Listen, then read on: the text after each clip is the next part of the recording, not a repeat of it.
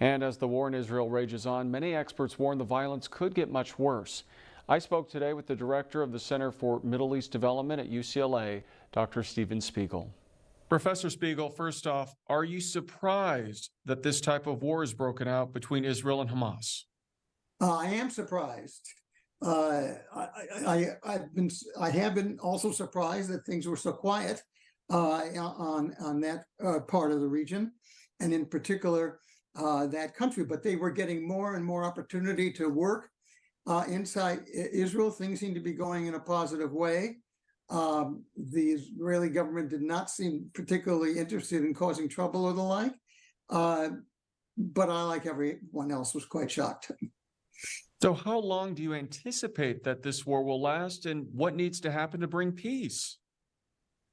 Well, they're two very different questions. As far as right now is concerned, it's very, very clear, judging by President Biden's talk this morning and other statements that have been made, that in order to make it faster, the United States is coming in a way that really is quite different from usual, especially regarding this kind of situation, which is far worse than anything we've ever seen. So I think what the United States is trying to do is get a lot of things done quickly, and then it will be easier to stop. But the problem is that first you've got to try to get the 140, 150 people who, some Americans, we don't know exactly how many, seems to be more than we thought originally, get them out of there. But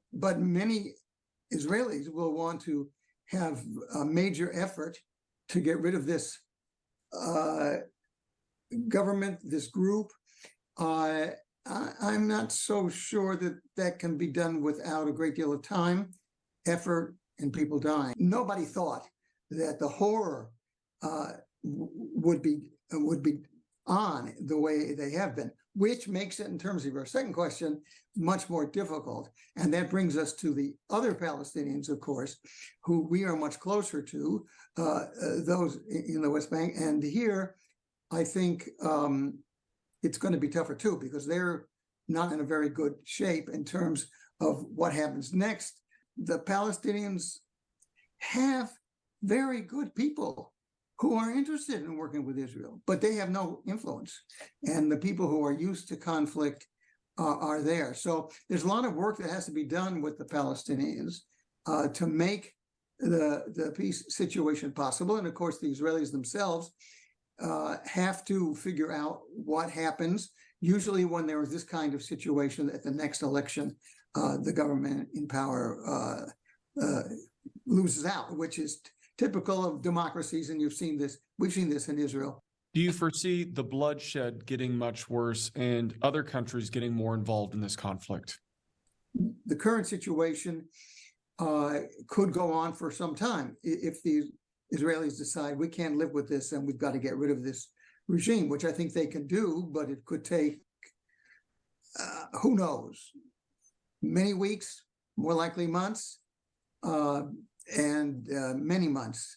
And I don't see how this could go on indefinitely. I think other governments who, many of whom, especially in Europe, are so pro-Israeli now, may say, hey guys, enough. So I think that would be the most likely to bring other countries in. Right now, the United States is the key country outside.